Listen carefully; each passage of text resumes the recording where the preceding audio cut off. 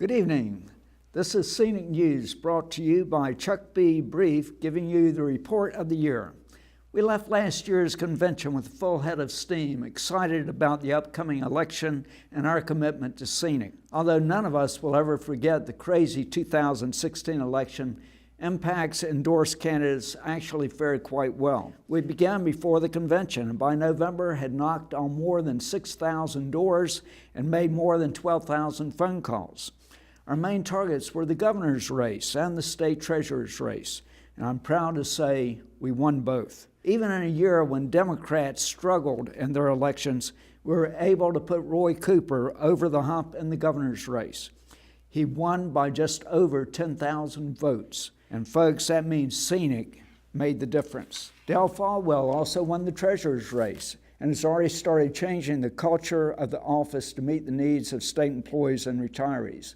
He's well on his way to cutting more than $100 million in fees paid by the retirement system and is working to put the state health plan on a sound financial footing. In legislative races, 85% of MPAC endorsed candidates won. And Governor Roy Cooper made good on his promise to restore access we had lost under the previous administration. One of the first executive orders he signed, Executive Order 5, returned Scenic's access to members and state agencies and reaffirmed your right to attend this year's convention. Thanks to this order, we've been able to reach out to more members and non-members in prisons, DHHS facilities, DOT, and other agencies under the governor's authority. East Carolina University and Vidant Healthcare announced a merger last fall that put the jobs of 1,200 state employees at ECU physicians in jeopardy. In late October, members turned out in Greenville to let candidates for the upcoming 2016 election know that ECU and Vidant leadership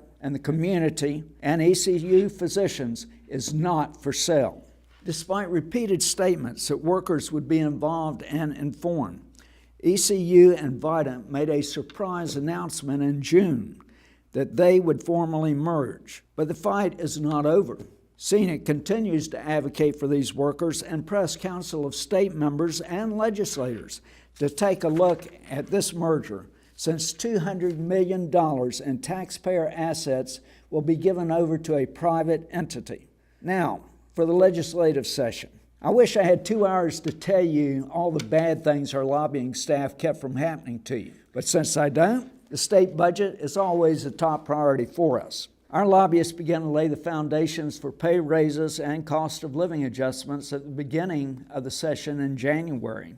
We found allies in Representative Chris Malone and Jonathan Jordan, both Republicans. Malone filed a bill for a $2,400 permanent pay increase for all state employees, and Representative Jordan filed a bill for a 2% COLA for retirees. Both of these steered the debate in our favor, and by the time the budget was finalized, true raises and COLAs were in the budget. That's $1,000 for state employees, and it's a 1% permanent COLA for retirees. Without the hard work of our lobbyists and the many members who showed up at the General Assembly, neither would have happened. We also were able to get 3 days of bonus leave and retain longevity pay for employees. The death of Sergeant Megan Callahan at the hands of an inmate at Bertie Correctional Facility in April devastated all of us. Callahan was a member of District 63, and her death brought the dangers facing correctional officers every day in their jobs to the forefront. Scenic lobbyists worked to get resolutions passed in both the House and the Senate honoring her life, and members rallied to donate funds to her family.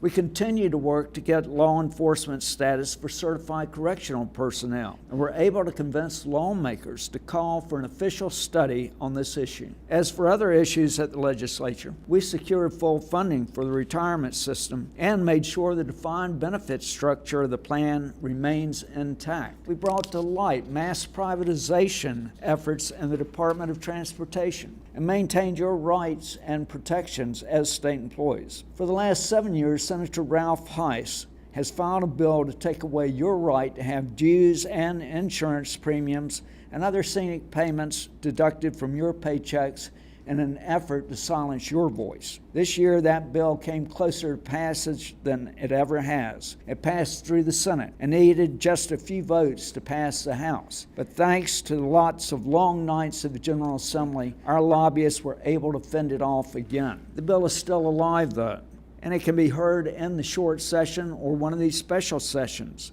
It's imperative all members switch to bank draft right now. Yes, now! Please visit apo.scenic.org to make the change. Since the session ended in July, our member relations staff has continued to work in the field, holding food truck events and recruiting new members. Thank you for joining us, and that concludes our year-end report.